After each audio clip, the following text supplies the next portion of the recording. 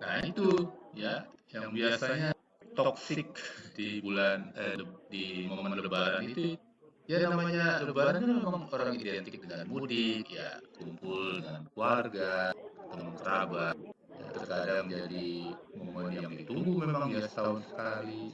Apalagi udah lama tidak bertemu ya ada rasa rindu. Akhirnya bercengkrama, berbincang, ya bernostalgia. Nah itu bagi pemudik itu bisa jadi asupan energi ketika mereka balik ke. Tapi ya itu harus hati-hati, jangan sampai nanti di silaturahmi di momen Lebaran malah menjadi momen yang menyebabkan. Makanya perlu nih diperhatikan. Kalau kita atau ada orang yang pulang kampung ya, ingat itu capaian orang-orang yang kita temui itu capaian hidupnya itu berbeda-beda. Mereka yang pulang kampung itu ya belum tentu kaya, meski saat mudik ya terlihat berpakaiannya bagus, menggunakan kendaraan ya sewa juga. Sebaliknya juga kerabat yang di kampung juga belum tentu tidak sukses. Nah, jangan kira-kira orang yang di kampung nggak sukses. Meskipun mereka pakaiannya biasa, ya hidangan mereka ya ala kadarnya secara sederhana. Apalagi kalau kita bisa pulang kampung dalam suatu keluarga besar, ya, ada kesenjangan antara saudara, si kakak dan si adik, bisa berbeda nasib misalnya, ya, kesejahteraannya. Nah, ini hubungan kekerabatan pada saat Lebaran itu bisa jadi toksik, bisa jadi racun kalau tidak ada sikap penerimaan yang baik. Oleh karena itu, ada ini hal-hal yang harus diperhatikan saat bertemu di momen Lebaran, ya, supaya nggak jadi toksik. Pertama itu, nah, jangan suka apa ya bahasanya kalau sekarang itu flexing ya, ya pamer kesuksesan, karir, prestasi, capaian anak-anaknya kuliah di mana, pamer gadget, mobil, ya, perhiasan, materi, atau suka menonjol-nonjolkan diri, bahkan obrolannya juga suka menyinggung capaian-capaian tersebut. Saya mau bisa seperti ini, dengan usaha keras, gak usah.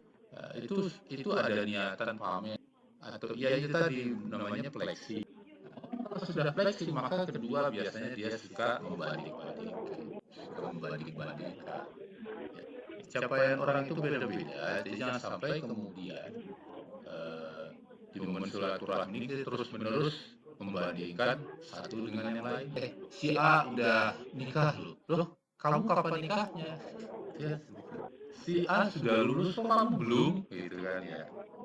Si Fulan sudah kerja kok kamu belum? Nah ini bisa menjadi ini namanya membanding-bandingkan. Percaya nggak? Nggak ada orang yang di dunia itu yang suka dibanding-bandingkan. Jadi kalau ada kerabat yang membanding-bandingkan, ya kalau misalnya ada kerabat kita pulang membanding-bandingkan kita dengan yang lainnya, daripada kita mengalami atau kita menjaga kesehatan mental kita ya nggak usah didengarkan, ya nggak usah direspon, abaikan saja. Kita pun yang mudik ya sama, tidak perlu banding-bandingkan supaya tidak jadi toksik. Itu yang kedua. Yang ketiga, nah ini yang juga sering ya dilakukan ya. Jangan membebani diri, ini bagi para pemudik itu sering kali membebani diri ya. Menjadi perantau itu punya beban tersendiri ya, apalagi di mata kerabat. Wah harapannya ini udah bagi-bagi ampau ini, bagi-bagi duit ini ya, pulang dari kota. Ya tadi diingat, gak seorang yang datang mudik itu orang kaya. Tapi kadang-kadang orang, oh ini pulang dari kota mudik, oh ini duitnya banyak. Udah berharap seperti itu. Yang bagi pemudik juga ini harus diperhatikan. Jangan memaksakan diri. Tidak usah memakai apa namanya kata memakai topeng kepalsuan ya, supaya lebaran nanti dilihat orang keren gitu ya. Sewa mobil yang mahal gitu ya, bagus. Oh, biar biar kelihatan keren beli iPhone dadakan ya, beli perhiasan. Akhirnya apa? Kantor pegadaian rame, pinjaman online rame, ya. Dan itu dianggap solusi. Padahal ya, naudzubillah, siapa tahu itu pinjaman berbunga, ya, riba, ya tentu nanti sia-sia. Nah, selanjutnya ya, seringkali itu ya, baik pemudik ya, ataupun yang pemudik itu atau orang ya, ketika ketemu dengan sanak saudara yang habis mudik itu basa-basi seperti basa-basi yang basa-basinya itu tapi menyentuh hal-hal yang sensitif. Maklum ya, namanya kadang-kadang orang itu, makanya pada hal seperti ini jangan body shaming. Body shaming itu apa ya? Basa-basinya itu ya sampai menyentuh hal-hal yang sifatnya fisik seperti, kok kamu sekarang jerawatan, kok kamu sekarang gemukan, kok kamu sekarang begitu ya. Ini namanya body shaming ya. Ini nggak sopan ya, ini menyinggung harga diri yang ditanya. Jadi baik pemudik maupun yang nggak mudik ketika momen Lebaran ya itu jangan, hindarilah basa-basi sensitifnya. Oh kamu sekarang panuan. Kemudian ya tentu saja jangan toksik lah. Jadi orang itu jangan toksik ya, jangan jadi pihak yang menyebalkan. Eh, eh, Basa-basi yang apalagi dengan ungkapan serius itu jangan ya, menyakitkan bagi orang lain. Terus satu lagi apa? Yang sering dilakukan itu apa? Nah, ini ada yang sok jago nih ya. Tiba-tiba pulang dari kota dapat seolah-olah dapat apa gitu ya. Pulang ke kampung ketemu orang-orang kasih saran ya, ujuk-ujuk ngasih ya, bahasanya ujuk-ujuk memberi nasihat panjang lebar. Ini sok tahu namanya ya. Jangan sok tahu jadi orang kayak gitu. Karena kita nggak tahu orang yang sudah kita tinggali selama setahun itu dia sudah berproses sampai di mana, sudah sampai proses sampai titik mana.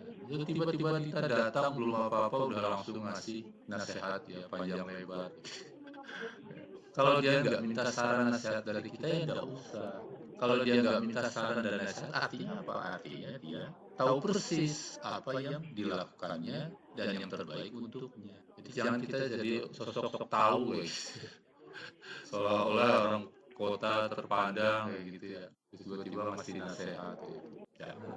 Nah sebaliknya justru kita lah ya, ketika kita ketemu orang sesepuh, para tokoh, orang tua, nah barulah kita kemudian meminta nasihat pada mereka seperti itu. Ya, mumpung bertemu dengan orang-orang yang dituakan, ya, tokoh masyarakat, itulah baru kemudian kita meminta nasihat.